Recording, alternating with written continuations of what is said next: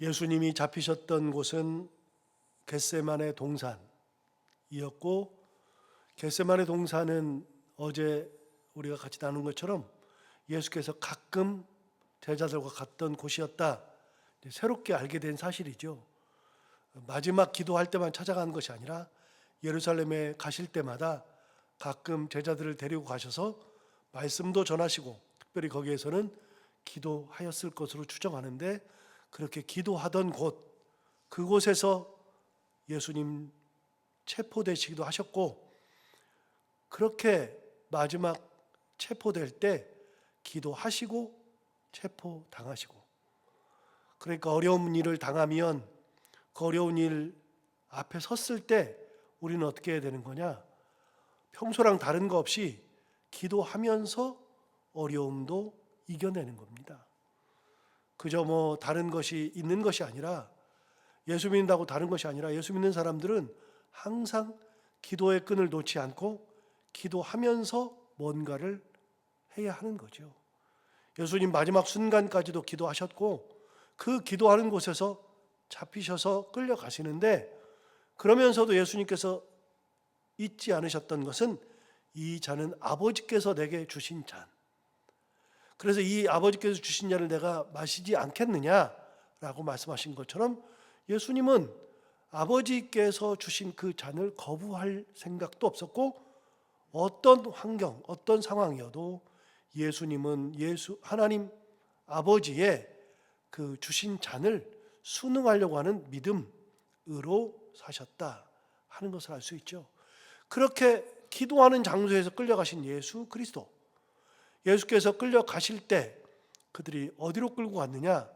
오늘 본문에 보면 12절에 이에 군대와 천부장과 유대인의 아랫사람들이 예수를 잡아 결박하여 먼저 안나스에게로 끌고 가니, 안나스는 그 해의 대제사장인 가야바의 장인이라. 여러분, 예수님께서 끌려가시던 장면을 우리는 볼 수 있는데, 예수님은 지난번에 사순절 때 제가 설교를 한 적이 있는데, 주일에 예수님은 죽임을 당할 만한 죄를 지은 적이 한 번도 없습니다.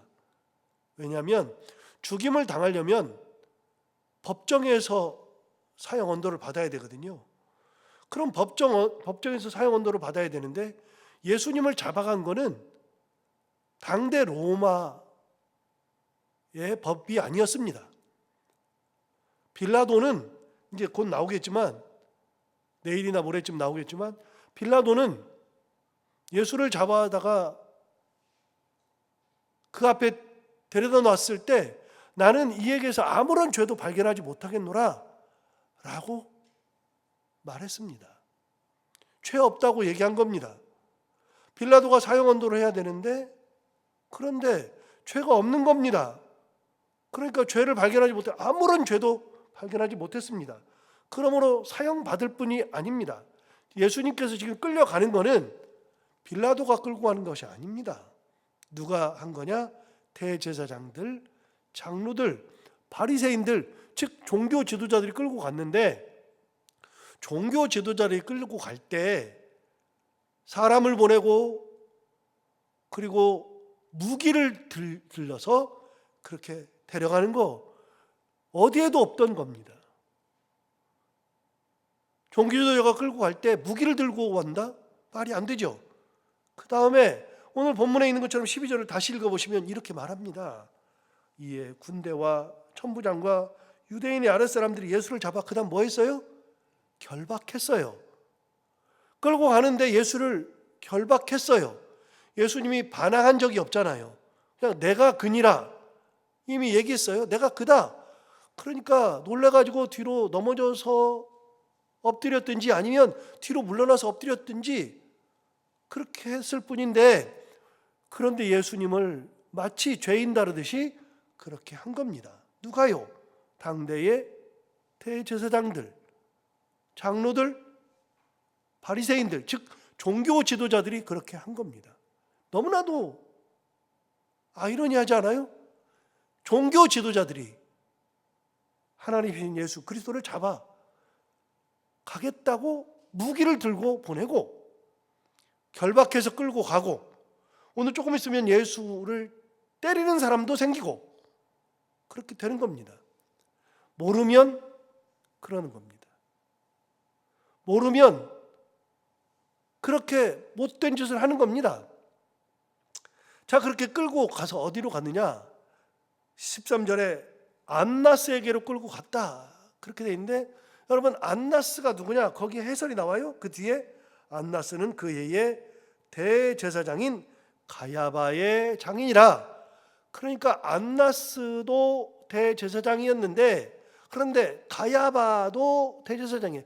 가야바의 장인, 그러니까 안나스는 그 해의 대제사장인 가야바, 그 딸이 안나스의 딸이잖아요. 그러니까 장인과 사이사이가 둘 다 대제사장인데 그 해의 대제사장이 가야바죠. 그 가야바의 장인인 안나스에게로 끌고 가는 겁니다. 지난번에 말씀드린 것처럼 그 해의 대제사장이라는 표현은 요한복음에 나옵니다. 그 해의 대제사장이라는 것은, 원래 구약 성경은 대제사장은 한 명이에요. 그것도 죽을 때까지. 죽고 나면 그걸 다시 승계를 하든 다시 어떻게 하든 해요. 그러니까 이 사람은 종신직이에요. 마치 로마의 교황청에 교황을 한번 뽑으면 죽을 때까지 가듯이 대제사장은 종신직이에요. 그러니까 어떤 일이 벌어지느냐? 구약 성경에서 도피성을 만들었잖아요. 그래서 요단강을 기준으로 해서 요단강 동편, 즉 지금의 요르단 땅의 3개, 그리고 지금의 이스라엘 땅 요단강 서편의 3개, 그래서 도피성을 6개를 만들었다고요. 6개를 만든 이유가 뭐냐?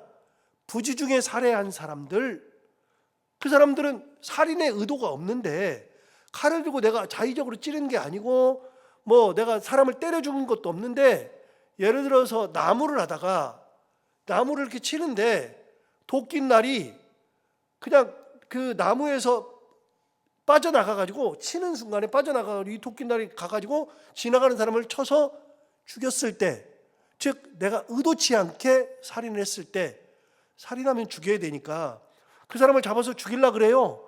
그때 그런 사람들이 어디로 도망가느냐? 도피성으로 도망가요. 근데 도피성에서 나올 수 있는 근거가 있어요. 도피성이 언제 나올 수 있느냐?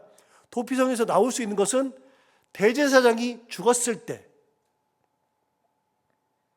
대제사장이 1년마다 한 번씩 바뀌었을 때가 아니라, 그때는 종신직이니까 도피성에 하면 들어가면 못 나오는데, 나오면 살인죄로 죽어요. 그런데 대제사장이 죽으면 나올 수 있어요. 그러니까 이게 구약시대 전통인데, 구약을 넘어가서 신약이 오기 전에 알렉산더 대왕이 죽으면서 그 땅을 지배하면서부터 BC 300년 어간부터 약 300년 넘게 그때에 다스리던 사람들이, 그 왕들이 대제사장을 임명했잖아요. 대제사장이 내 말 안 들으니, 이 사람이 내 말 안 들으니 내가 임명해. 아니, 말도 안 되죠. 종교적 지도자를 왕이 임명했어요. 이방의 왕이 임명하니까 이 사람이 뭐라 그러냐면, 나도 대제사장이래. 그러니까 저 사람도 대제사장 되네? 그러니까 어떻게 해요? 돈을 싸들고 왕에게 가는 사람들이 많았어요. 그래서 돈 싸들고 가면 임명이죠. 너는 내년에 해. 그래가지고 대제사장들이 예수 시대에는 많았어요. 그래서 그 사람들이 어떻게 했느냐? 돌아가면서 1년에 한 번씩 대제사장을 했어요. 그래서 성경에 그 해의 대제사장이라는 표현이 나옵니다. 여러분, 가야바와 안나스는 예수를 죽일 때 대제사장과 그의 장인이었어요. 이 사람들이 어디 나오느냐? 사도행전에 또 나와요. 시간이 가지만 사도행전 잠시 보시면 바로 뒤에 있으니까요. 사도행전 4장 보십시오.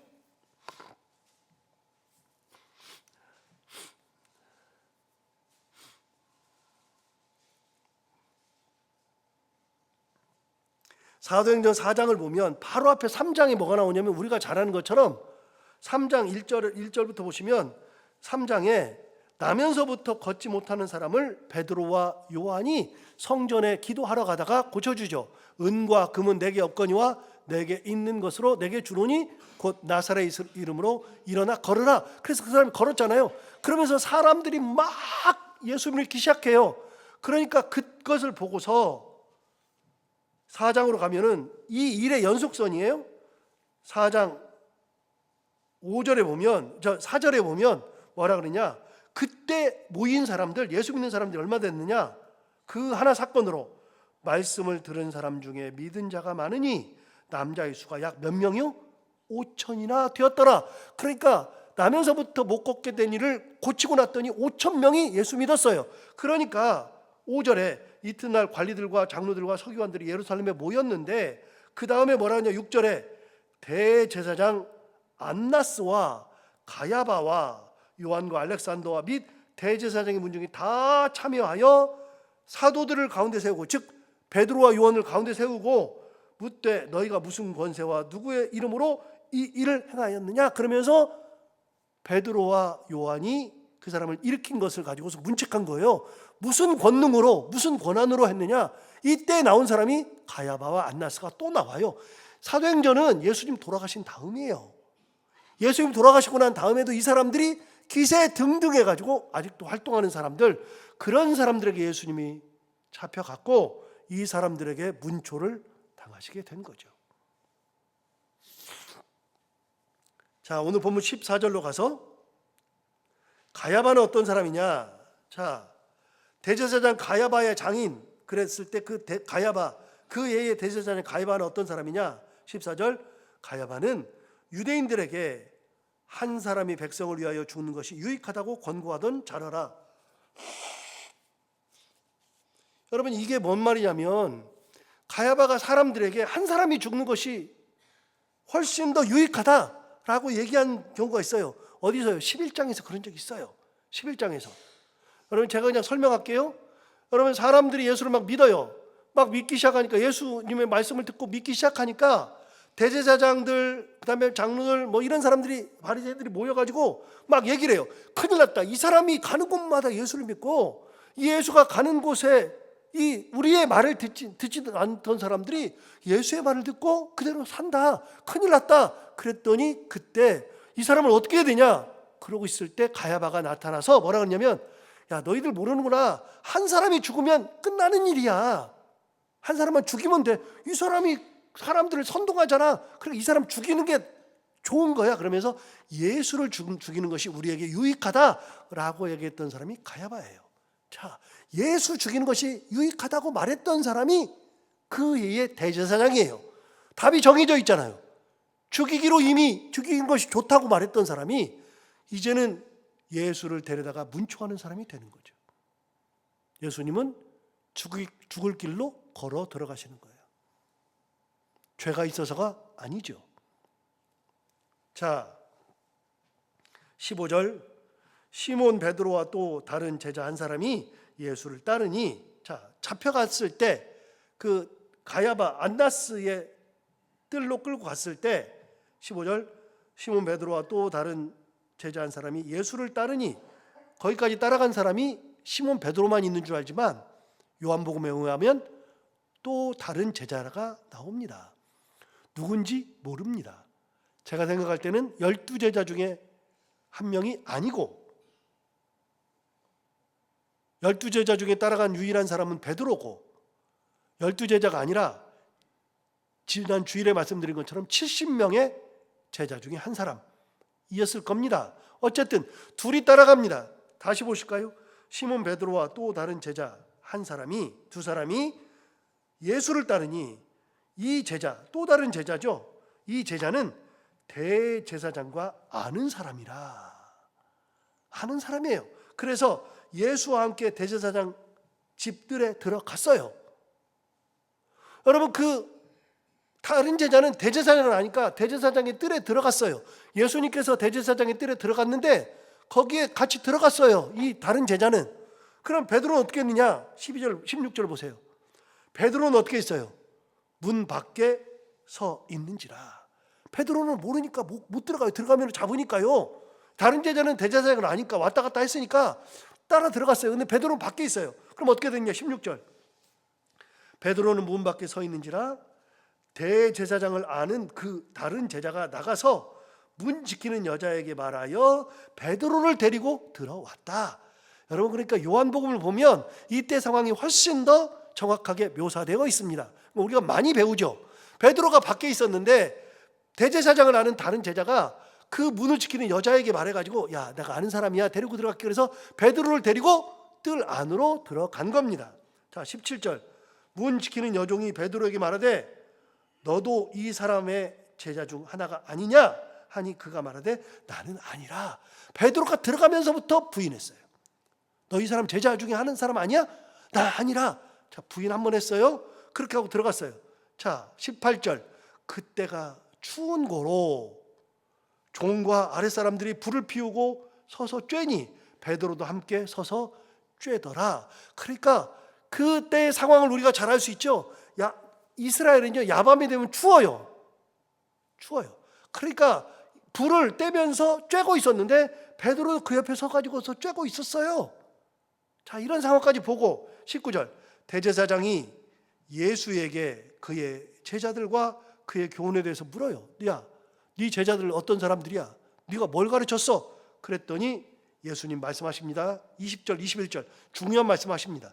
예수께서 대답하시되 내가 드러내놓고 세상에 말하였노라.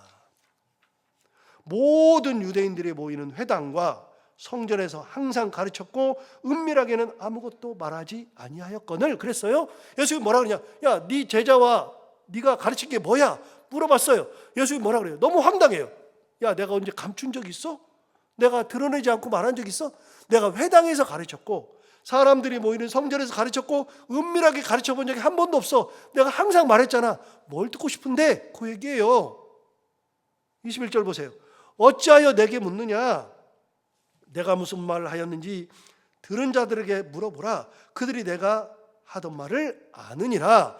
예수님은 단 한 번도 사람들 앞에서 숨어본 적 없고 은밀하게 행한 적이 없어요. 다 얘기했어요. 그 3년 동안 회당에서 성전에서 3년 동안 그렇게 가르쳤는데 너희들도 다 들었지 않느냐? 그런데 뭘 더 들으려고 그래? 내한테 들은 사람한테 가서 물어봐. 세상에서 제일 억울한 사람은 예수님이에요. 제일 억울하죠. 무기를 들고 잡으러 오질 않나. 결박해 가질 않나. 그리고 대제사장한테 끌려가서 신문을 받지 않나. 다시요.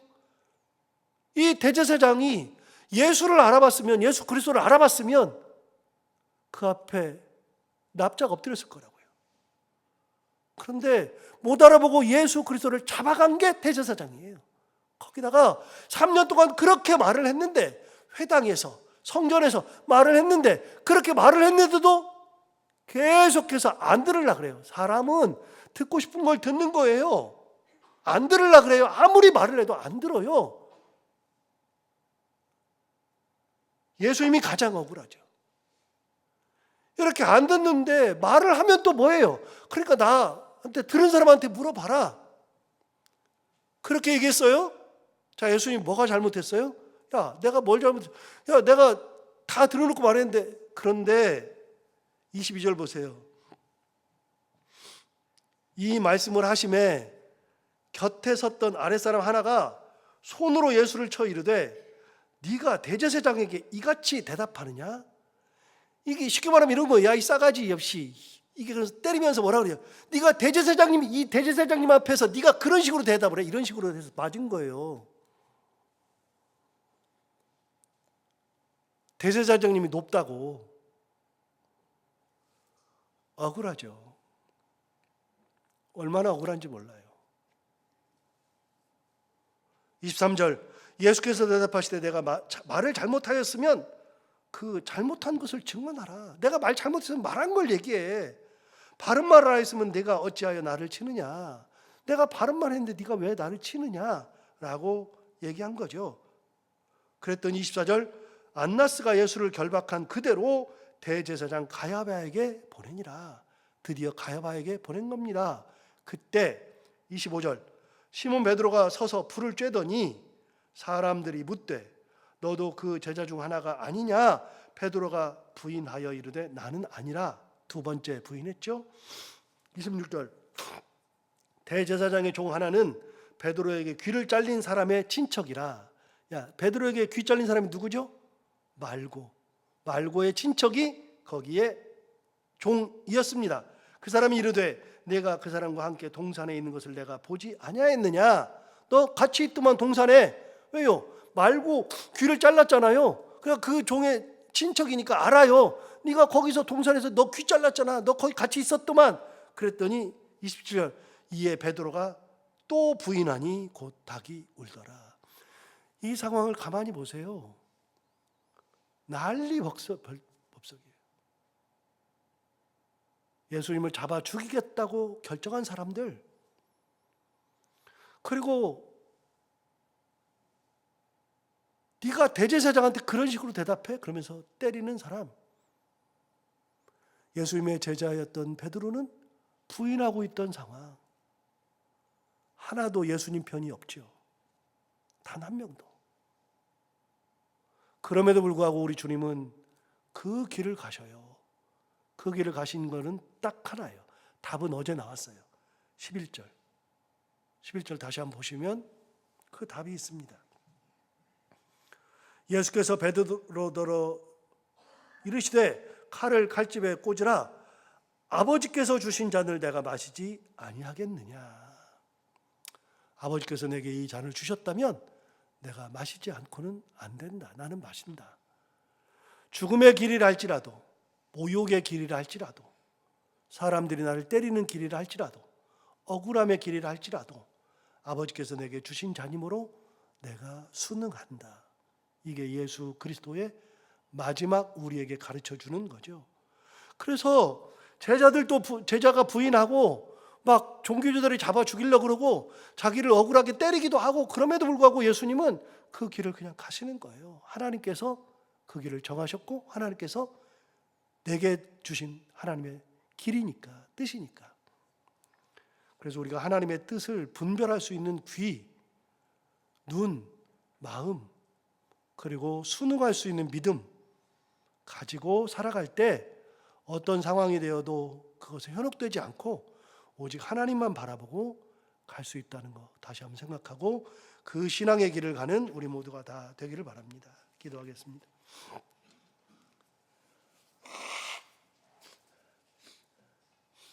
하나님 아버지, 오늘 예수 그리스도께서 안나스의 뜰에 끌려가신 것, 무기를 들고 어떤 사람들이 결박해가지고 끌고 가고, 그리고 무고하게 계속 네가 뭘 가르쳤느냐, 네 제자들은 뭐냐 물었을 때 내가 드러내놓고 다 말하고 은밀한 중에 말한 적은 단 한 번도 없는데, 성전에서 회당에서 그렇게 3년이나 말을 했는데도 너희들이 또 묻느냐, 나에게 들은 자들에게 물어보라 말씀하셨던 주님, 얼마나 억울하고 힘드셨을까, 잡혀갈 때에도 얼마나 황당했을까. 그리고 대제사장에게 말을 함부로 한다고 맞으면서도 참아야 하시는 예수 그리스도, 오늘 그 예수 그리스도 곁에서 3년 동안 있었던 베드로는 그 옆에서 또 부인하고 있고, 하나부터 열까지 예수 그리스도 편에 서 있는 사람은 한 명도 없는데, 그런 과정 속에서도 하나님께서 주신 잔을 끝까지 순종하며 잔을 받으려 했던 예수 그리스도, 그 길을 가셨던 그리스도처럼 우리도 어느 상황이 되건 또 어떤 고난과 역경이 있건 끝까지 하나님을 바라보며 하나님께서 내게 주신 사명, 내게 주신 길을 묵묵히 걸어갈 줄 알며 하나님의 말씀대로 살아갈 수 있는 순응의 믿음, 순종의 믿음 가지고 살아가는 저희들 되게 하여 주옵소서. 하나님 아버지, 항상 기도하지만 이 땅에 있는 모든 교회들, 저희 교회를 비롯해서 모든 교회들이 이렇게 예수 그리스도께서 가셨던 그 길을 함께 갈 수 있는 신앙, 그리고 순응, 그리고 하나님의 뜻을 거역하지 않는 그런 믿음을 가지고 살아가는 모든 교회가 되게 하여 주셔서 하나님의 영광을 드러낼 수 있는 저희들 모두가 다 되게 하여 주옵소서. 오늘 하루도 살아갈 때 이 말씀을 우리 가운데 힘이 되기를 원하며, 오늘도 기도로 나온 사랑하는 모든 성도들 이 새벽에 일어나서 여기까지 나오고 말씀을 듣고 기도할 텐데 하나님 우리의 헌신과 열정을 기억하여 주옵시고 기도할 때 우리 기도가 하나도 땅에 떨어지지 않냐고 다 하나님께 상달되고 응답받게 하여 주옵시고 오늘도 해야 되는 것들 기쁨으로 잘 감당하고 만나는 분들이 누구든지 간에 그들과 함께 웃고 행복한 하루가 되게 하여 주옵소서. 감사하며 예수님 이름으로 기도하옵나이다.